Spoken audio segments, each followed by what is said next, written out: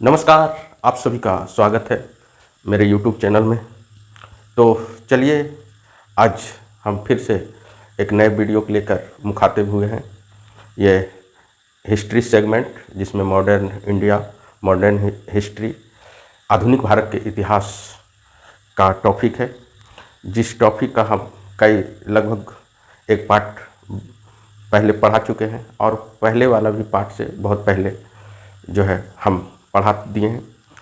और आज जो टॉपिक है, जो भी 1857 ईस्वी के महत्वपूर्ण विद्रोह हैं, उसका आज अंतिम क्लास है। साथियों, 1857 ईस्वी के पहले जो है छिटपुट संपूर्ण क्षेत्र में विद्रोह हुआ, उसी में प्रमुख विद्रोह को हमने पढ़ाया है, जो परीक्षा के दृष्टिकोण से काफ़ी महत्वपूर्ण है। ऐसे तो बहुत सारे विद्रोह हुए, लेकिन मैंने उस विद्रोह को फोकस किया जो परीक्षा में पूछा जाता है और परीक्षा के दृष्टिकोण से महत्वपूर्ण है, और परीक्षा में यहाँ से क्वेश्चन पूछा गया है। आप किसी भी गाइड को देखिएगा तो आपको पता चलेगा। तो चलिए, आज अंतिम है 1857 ईस्वी के पूर्व विद्रोह। तो पहला जो विद्रोह है इसमें है रामोसी विद्रोह। इस विद्रोह का नाम है रामोसी विद्रोह। रामोसी विद्रोह, आखिर रामोसी विद्रोह कब हुआ, इसके लीडर कौन थे, रामोसी किस क्षेत्र में महत्वपूर्ण बृहद पैमाने पे हुआ इस विद्रोह, इस बारे में हम पूछा जाता है। लेकिन आप लोग से रिक्वेस्ट है कि विद्रोह जो भी है ऐसे हम फैक्चुअल पढ़ा रहे हैं, लेकिन फैक्चुअल पार्ट है, इसमें भी मुख्य रूप से आप विद्रोह का नाम याद रखेंगे, विद्रोह का ईस्वी याद रखेंगे, किस क्षेत्र में विद्रोह हुआ उसको याद रखेंगे, या विद्रोह का सबसे महत्वपूर्ण चीज़ है विद्रोह का नेता कौन था उसको जरूर याद रखेंगे। तो रामोसी विद्रोह का जो टाइमिंग था, वर्ष जो टाइमिंग था साथियों, 1822 से 1829 ईस्वी तक रहा। तो रामोसी विद्रोह का जो ड्यूरेशन रहा 1822 से 1829 तक। फिर बात करते हैं इसके प्रभावित क्षेत्र की बात करेंगे तो पश्चिम भारत के या पश्चिम घाट आप कह सकते हैं, इस क्षेत्र में विद्रोह शुरू हुआ था और बृहद पैमाने पर रामोसी विद्रोह चला था। तो ये याद रखेंगे कि पश्चिम घाट क्षेत्र, आप मैप पे देखेंगे तो पश्चिम घाट क्षेत्र, इस क्षेत्र में यह विद्रोह हुआ था। इस क्षेत्र में लगभग महाराष्ट्र के आसपास, महाराष्ट्र के क्षेत्र में हुआ, जिसमें पूना हो गया, सतारा हो गया। महाराष्ट्र क्षेत्र में यह विद्रोह पूना और सतारा और महाराष्ट्र के कई भाग में हुआ होगा। तो मुख्य रूप से आप जाने पश्चिम घाट क्षेत्र, और खास करके यदि स्टेट पूछे तो महाराष्ट्र। इसमें दो शहर खासा महत्वपूर्ण रहेगा, पूना और सतारा। लेकिन आपके परीक्षा के दृष्टिकोण से बस पश्चिम भारत का क्षेत्र, पश्चिम घाट महत्वपूर्ण, ज़्यादा से ज़्यादा आप पूछ सकता है आपसे महाराष्ट्र। इसके मुख्य नेता की बात करें तो मुख्य नेता जो थे चीतर सिंह थे। चीतर सिंह मुख्य नेता। किसके मुख्य नेता? रामोसी विद्रोह के मुख्य नेता कौन थे? चीतर सिंह। ऐसा कुछ विद्वानों का मत है, विद्वान व्यक्तियों का मत है कि रामोसी विद्रोह को जब चीतर सिंह के बाद इस विद्रोह का चलाने का काम जो है, आगे बढ़ाने का, कुछ दिन इस पे काम करने का जो है जिम्मेवारी वासुदेव बलवंत फड़के ने लिया था। ये विद्वानों का मत है, ये कन्फ्यूजन हो सकता है, बट कुछ विद्वानों ने कहा कि चीतर सिंह के बाद इस विद्रोह को वासुदेव बलवंत फड़के ने इस विद्रोह को आगे बढ़ाया, संचालन किया। लेकिन परीक्षा के दृष्टिकोण से आपसे यही पूछेगा कि रामोसी विद्रोह का नेता कौन था, तो रामोसी विद्रोह का नेता चीतर सिंह था। ये आपको ध्यान रखना है। इस विद्रोह का जो है मुख्य कारण क्या था, ये ध्यान रखें। इस विद्रोह का मुख्य कारण था कि रामोसी जो था मराठा युगीन पुलिस था। रामोसी जो था मराठा युगीन पुलिस था। ये रामोसी मराठा युगीन पुलिस था। मराठा के समय से ही या मराठा के कार्यकाल से ही ये लोग, रामोसी सब पुलिस था, वहाँ की पुलिस थी। लेकिन जब अंग्रेजी शासन तंत्र आया, जब अंग्रेजी शासन तंत्र इस देश में आया, तो क्या किया कि अंग्रेज़ों के शासनकाल में यह लोग इसको ख़त्म कर दिया, ये पद को ख़त्म कर दिया, ये क्षेत्र को ही ख़त्म, इस पद को ख़त्म कर दिया गया। और जो है जब ख़त्म कर दिया गया तो ये लोग जो है सारे रामोसी क्या हो गए, बेरोजगार हो गए। और जो बची हुई ज़मीन थी, अब तो ये तो पहले ख़ानदानी तौर से ये लोग मराठा युगीन से इसी का वर्क, इसी के लोग पुलिस में भर्ती होते थे, पुलिस का काम कर रही थी। लेकिन जब अंग्रेज़ी शासन आई तो इस पद को ख़त्म कर दिया, और ख़त्म कर देने के बाद ये लोग हो गए बेरोजगार। अब बेरोजगार जब हो गए थे तो इसके पास जो भी ज़मीन था उसको क्या किया, ये ज़मीन उस पर लगान बढ़ा दिया, उस पर टैक्स बढ़ा दिया गया। एक तो नौकरी भी गई, जैसे आज के दौर बिहार में चौकीदार की वैकेंसी, पूर्वजों से एक ही व्यक्ति के पास वो पद है, उसी प्रकार ये पद था रामोसी का, मराठा युगीन पुलिस। लेकिन अंग्रेज ये सबको ख़त्म कर दिया। ख़त्म करने के बाद इसका ज़मीन पर भी कब्जा किया और उस पर लगान बढ़ा दिया गया। लेकिन साथ साथ आर्थिक शोषण भी उसे किया गया, अधिक लगान तो बता दिया, कर वसूली का उत्पीड़क प्रणाली भी लागू किया, अधिक से अधिक कर को लगाने का काम किया। इस कारण जो है इस विद्रोह चितर सिंह के नेतृत्व में हुआ। तो इस विद्रोह के परिणाम स्वरूप क्या हुआ, इस पे हम बात करेंगे। तो भूमि को फिर जो है अंग्रेज़ों ने इन लोगों को क्या किया, भूमि को फिर अनुदान दिया और पहाड़ी पुलिस में ये लोग को क्या किया, भर्ती किया। मतलब फिर से इसको भर्ती आरंभ किया रामोसियों को। तो इस प्रकार यह विद्रोह जो है सफल रहा, या इस विद्रोह चला। लेकिन परिणाम में फिर कुछ चीज़ें जो है, कुछ क्षेत्र जो है इसे मिला, किसको, रामोसी को। तो मुख्य रूप से यहाँ क्वेश्चन आपसे पूछेगा चितर सिंह के नेतृत्व में विद्रोह। अगला जो हम विद्रोह की बात करें तो संथाल विद्रोह की बात करते हैं। काफ़ी महत्वपूर्ण विद्रोह है संथाल। उस समय की, तत्कालीन समय की सबसे बड़ी जनजाति संथाल ही हुआ करती थी। इस विद्रोह का जो है कार्यकाल है, इस विद्रोह का जो ड्यूरेशन है, टाइमिंग है 1855 से 56 ईस्वी तक। कौन सा विद्रोह का, संथाल विद्रोह का।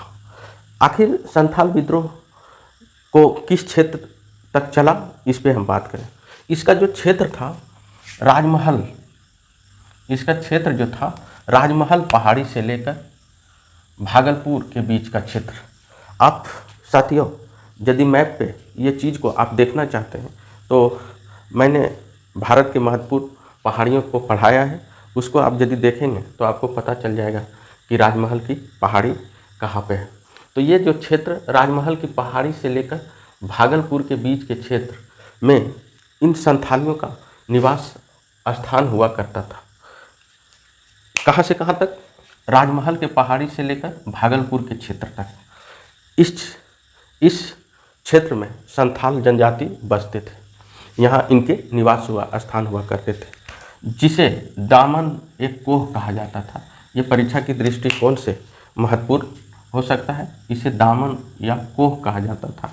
कौन सा, इसके निवास स्थान राजमहल और भागलपुर के पहाड़ी के क्षेत्र को। इस विद्रोह के कारण की बात करें, कारण किस लिए हुआ, तो कारण इसलिए हुआ, कृषि करने वाली जो भूमि थी इनकी, किनकी, संथालों की, क्योंकि जनजातीय लोग ज़्यादातर झूम के कृषि किया करते थे।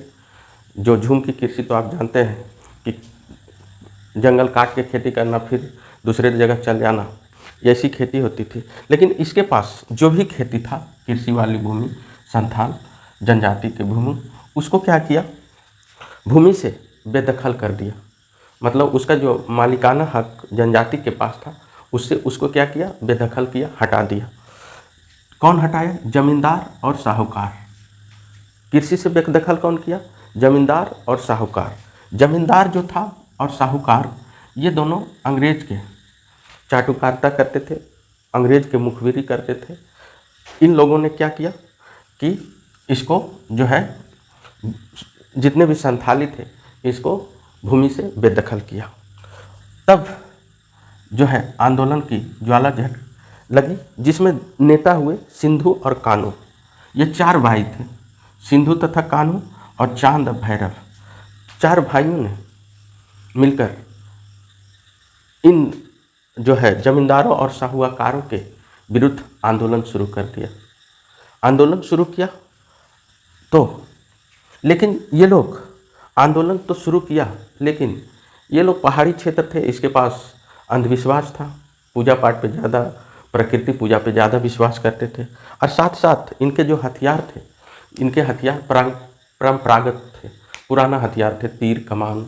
और अंग्रेज के पास या इन लोगों के पास, जमींदारों से आधुनिक सामान थे, और ये लोग के पास था मुख्य रूप से परंपरागत ट्रेडिशनल हथियार था। तो बताइए, आधुनिक हथियार ट्रेडिशनल हथियार पर भारी पड़ा, जिसके कारण जो है मुख्य रूप से असफलता का कारण यह रहा, अंधविश्वास और परंपरागत हथियार। साथियों, 1856 में, इसके बावजूद भी 1856 में मेजर बारो को पराजित कर दिया था संथालियों ने। अपने परंपरागत हथियार के बल पे जो है संथाली ने मेजर बारो को पराजित कर दिया। और परिणाम यह हुआ इसका, जब ये विद्रोह खत्म हुआ, ऐसे विद्रोह तो अंग्रेज ने दबा दिया, लेकिन इसके परिणाम मिला, कुछ परिणाम तो मिला। परिणाम ये मिला कि 1856 में एक कानून बनाया। कौन बनाया? 1856 में अंग्रेजों ने एक कानून बनाया। उस कानून में संथाल परगना घोषित कर दिया। मतलब संथालियों के क्षेत्र के लिए एक अलग परगना को क्या किया? घोषित कर दिया। तो ये रहा संथाल विद्रोह की मुख्य बातें, जो आपके एग्जाम की दृष्टि से काफ़ी महत्वपूर्ण है, लेकिन परीक्षा के लिए उपयोगी होगा। इसका सत्र कब तक रहा? 1855 से 56 ईस्वी तक। उस समय की बड़ी जनजाति थी संथाली। इसका जो विद्रोह का क्षेत्र राजमहल की पहाड़ी से लेकर भागलपुर के बीच का क्षेत्र। इसके निवास स्थान को क्या कहते थे? दीवाने को। तो इसके मुख्य नेता कौन हुए? सिंधु और कान्हू। चांद भैरव था, लेकिन मुख्य नेता के रूप सिंधु कान्हू ही उभरे। असफलता का इसका मुख्य कारण था परंपरागत हथियार और अंधविश्वास। और इसी विद्रोह के बाद जो है अंग्रेजों ने 1856 में कानून बनाकर संथाल परगना घोषित किया गया। परीक्षा में यह पूछा जा सकता है कि संथाल परगना कब घोषित किया, किस कानून के तहत किया गया? तो 1856 में कानून बनाकर ये घोषित किया। अगला जो विद्रोह हम पढ़ेंगे, दीवान बेलू थम्पी। काफ़ी महत्वपूर्ण विद्रोह है दीवान बेलू थम्पी। दीवान बेलू थम्पी जो था, यह एक नाम है किसी व्यक्ति का। तो इसका जो है कार्य, इसका जो विद्रोह का टाइम था 1805 से 1809। दीवान बेलू थम्पी कौन था? तो ये त्रावणकोर के राज्य के दीवान थे। त्रावणकोर कहाँ पड़ता है? केरल में। इसके जो राजा के थे उसके दीवान थे के दीवान बेलू थम्पी। इस विद्रोह का मुख्य रूप से कारण क्या था, इस पे बात करते हैं। दीवान बेलू थम्पी जो विद्रोह हुआ, इसका मुख्य कारण था, ये त्रावणकोर के दीवान थे। इसका मुख्य कारण था कि लॉर्ड वेलेस्ली जब गवर्नर जनरल बन के आया था, तो इसने सहायक संधि लाई। इस सहायक संधि की बात करेंगे तो हम गवर्नर जनरल में पढ़ा देंगे कि सहायक संधि क्या होती है। तो लॉर्ड वेलेस्ली ने सहायक संधि के लिए विवश किया। किसको विवश किया? तो दीवान बेलू थम्पी को। दीवान बेलू थम्पी लॉर्ड वेलेस्ली की सहायक संधि से मानने से इनकार कर दिया, क्योंकि अंग्रेज का छल प्रपंच की नीति उसके पास रही। इसने सहायक संधि पर हस्ताक्षर नहीं किया। कौन नहीं किया? तो दीवान बेलू थम्पी नहीं किया। और इनसे और साथ साथ जमीन के लिए मुआवजा भी मांगा। मतलब मांग के अनुसार धन मांगा। जितना आप दीवान हैं तो आपके पास जमीन है, उस अनुसार अंग्रेजों ने पैसा मांगा, धन उपलब्ध नहीं कराया। लेकिन दीवान बेलू थम्पी ने अंग्रेजों को ना तो सहायक संधि पर हस्ताक्षर किया, ना उसके लिए धन को उपलब्ध कराया। उसके बाद दीवान बेलू थम्पी दीवान साहब के विरुद्ध कार्रवाई शुरू कर दी गई। पहला कार्रवाई की तरफ जब अंग्रेज का 2 बात नहीं माना, एक तो सहायक संधि नहीं शामिल हुआ या नहीं माना, और नहीं तो उस पर हस्ताक्षर किया, और साथ साथ जो है उनको जो धन मांगा उससे एक प्रकार का वो भी देने से बेलूथम्पी ने इनकार कर दिया। उसके बाद अंग्रेज ने राज पर वित्तीय बोझ लगा दिया, त्रावणकोर पर वित्तीय बोझ लगा दिया। अब वित्तीय बोझ जब लाद दिया त्रावणकोर राज पर भारी वित्तीय बोझ अंग्रेजों ने लाद दिया। दीवान बेलूथम्पी ने विद्रोह किया। इसके एवज में गुस्से में दीवान बेलूथम्पी ने विद्रोह कर दिया, जिसके बाद अंग्रेजी सेना के जब आतुर हो गया, जब ज़्यादा इसको परेशान कर दिया, तो बेलूथम्पी ने विद्रोह किया। विद्रोह करने के बाद जो है, जिसके बाद मतलब विद्रोह करना मतलब अंग्रेजी हुकूमत पर हमला किया, जिसके बाद अंग्रेजी सेना की गोली से बेलूथम्पी साहब क्या हुए, घायल हो गए। घायल होने के बाद इनकी मृत्यु भी हो गई और यह 1856 की घटना है, मृत्यु हो गई। और इसके बाद सार्वजनिक रूप से इन्हें क्या किया, फांसी पर लटका दिया गया। और जो है इस प्रकार जो है यह विद्रोह को दबा दिया गया। यह कहा जाता है यह विद्रोह 1857 का यह पुरोगामी था। कौन सा विद्रोह, दीवान बेलूथम्पी। तो इसमें मुख्य रूप से याद रखेंगे कब हुआ, 1805 से 9 तक। उसके बाद कहाँ के दीवान थे, तो त्रावणकोर। मुख्य कारण क्या था, तो सहायक संधि के लिए वेलेस्ली ने सहायक संधि को नहीं माना और उसके द्वारा जो भी रूल बताए गए नहीं माना।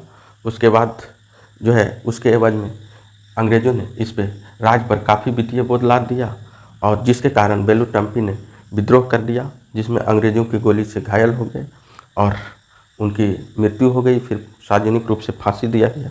इस प्रकार आपका ये 1857 ईस्वी के पूर्व जो महत्वपूर्ण विद्रोह थे उसको आज हमने समाप्त कर दिया।